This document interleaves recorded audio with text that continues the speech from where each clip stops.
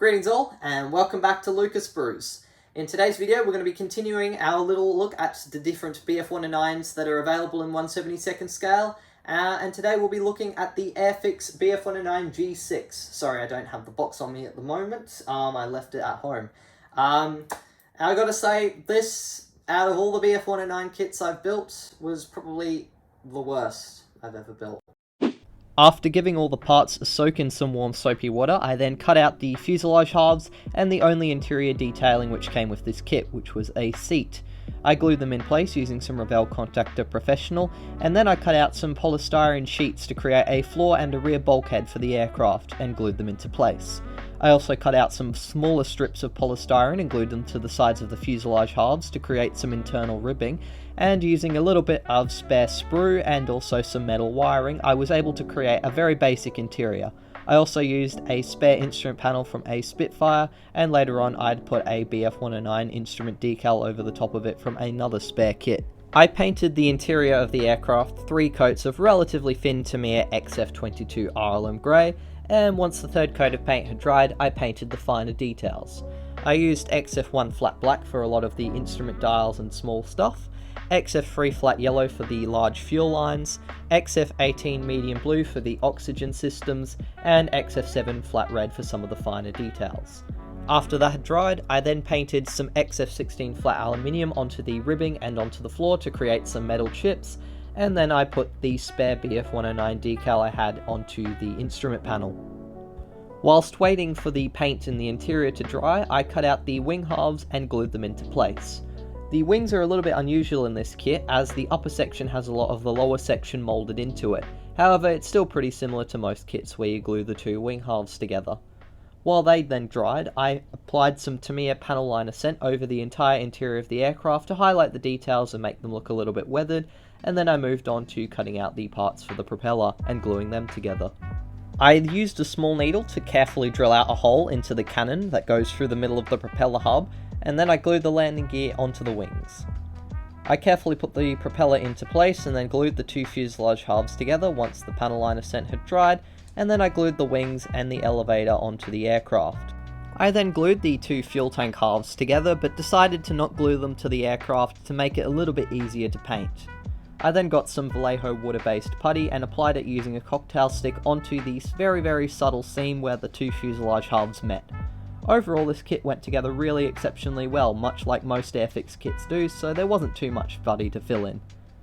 I then used a Dremel to drill out a little bit of a hole into the air intake on the left side of the aircraft, just to add a little bit more extra detail.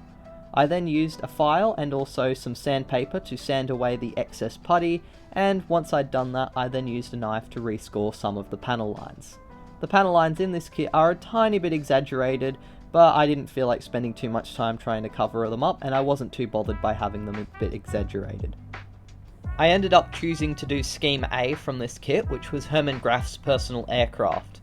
This aircraft was painted in a standard German dayfighter camouflage pattern with a red nose and a white tail.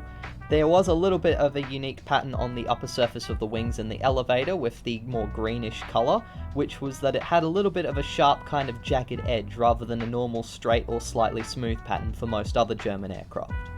Since this was a German dayfighter scheme, I decided to use AK Interactive's water-based colours for the German colours, because they use the same RLM code that the Germans would have used during World War II, making them more accurate, and also they're a better quality than the other German colours I've tried to use in the past. I begin by painting the lightest colour first, which happens to be RLM 76 version number 1. This is applied to the entire underside of the aircraft and wings, and I apply it in around about 4 coats of paint. I squeeze out the paint and put it onto a little palette, which consists of a takeaway cup, and then I thin down the paint slightly with some water. To help reduce brush strokes and create uniform layers of paint, I make sure to try and apply the paint as much as possible in the same direction, which is generally in the direction air would flow over the aircraft in flight.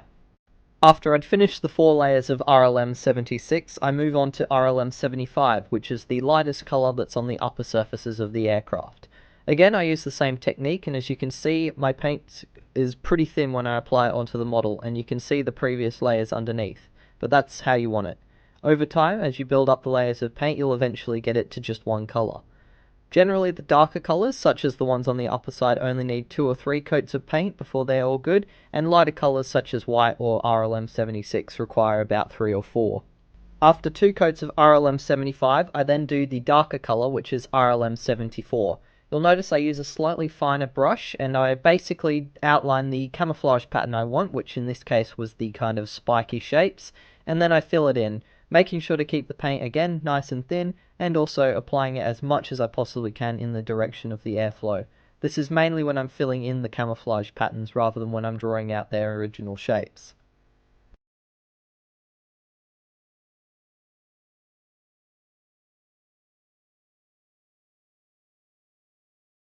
I do around about 2 or 3 coats of RLM74 before then doing another coat of RLM75 around the edges and then neatening everything up before painting some of the other colours. Off camera I also applied some RLM75 and RLM74 blotches on the side of the fuselage.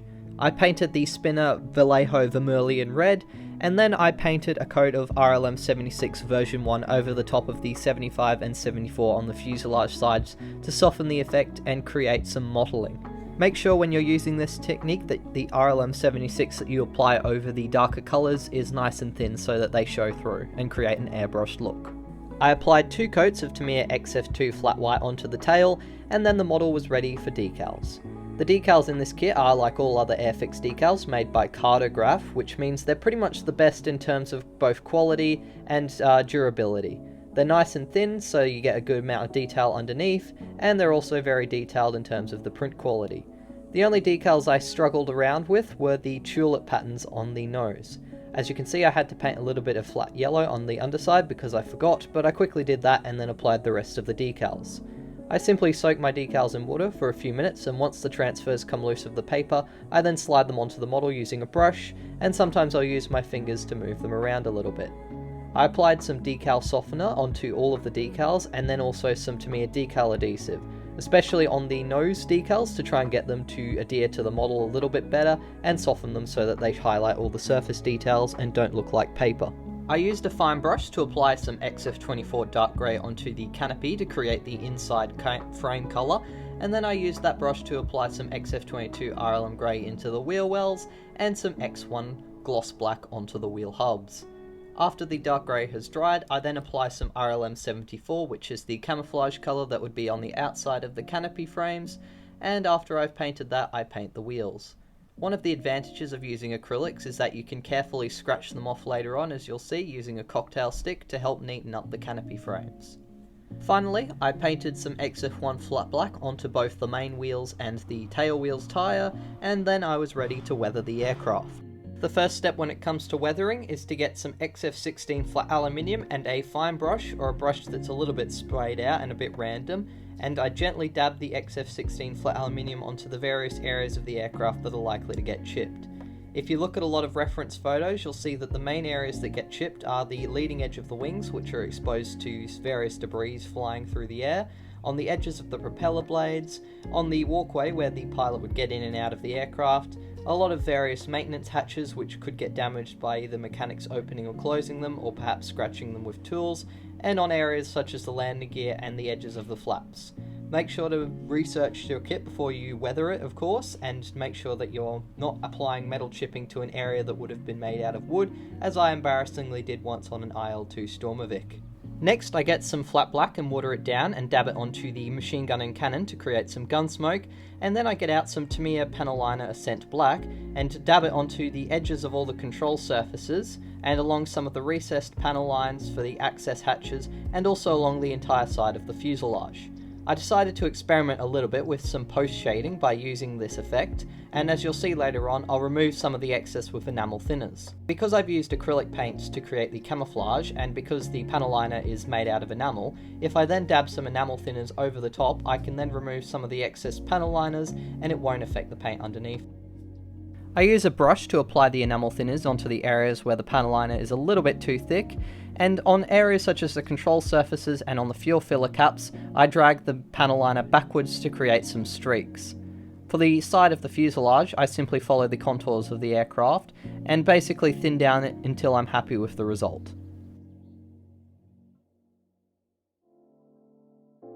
The final stage for weathering is to apply some Tamiya weathering powders. I used some black weathering powder dabbed onto the sides, leading away from the exhausts and out towards the wing to create some exhaust smokes and streaks, mixed in with a little bit of white to create a little bit of a slightly burnt effect from the exhaust flames. On the underside, I dab a little bit of rust and brown and dirt onto the landing gear, and also some black and brown leading away from the landing gear bay doors, and also some coolant leaking out of the radiator. Finally, I paint on some clear red and green nav lights, and with that, the Airfix Bf109 G-6 was finally completed. The positives for this kit are the decal schemes are very unique and vibrant, and of course the quality of the decals is really excellent. And overall the quality of the mold is pretty good, and the kit fits together like Lego. As I said, it's super easy and there's not much in the way of gaps and seams and all that. Cons of this kit though, frankly the detail is really lackluster, and for what you pay, which is about $30 or so on average, I think it's a waste of money when you've got kits like the Italeri and the Academy kit that we've already done, and the Zvezda kit, which will be the next one in this series. This kit just doesn't stack up. It's got basically no interior, detailing is pretty sparse. I'd only ever recommend this kit for beginners, but given the fact that the other Bf109s cost almost pretty much 2/3 of the cost of this kit, then I would definitely recommend going with one of them instead. One of the reasons I'm so harsh of this kit is because it's a relatively recent release from Airfix. The original tooling is from, I believe, 2010 or something like that, so it's not that old. And when you consider other kits that Airfix have done in their 72nd scale range, like the Spitfire, the Typhoon, the P51, or even the Bf109 E4, they run rings around this kit. They're much better in terms of their quality and detailing. They fit together just as well, if not maybe even a little bit better. And they don't tend to cost as much, or if they do, they've got a lot of extra details. Thanks very much for watching. I hope you guys enjoyed this video. If you did, please be sure to leave a like and subscribe to my YouTube channel. And special shout out to my wonderful patrons for helping me fund my videos. You guys are wonderful people, and if you want to join my patrons and see exclusive content and help support my channel, be sure to check out my Patreon in the description of my video. And thank you very much for watching, and until the next video, model on!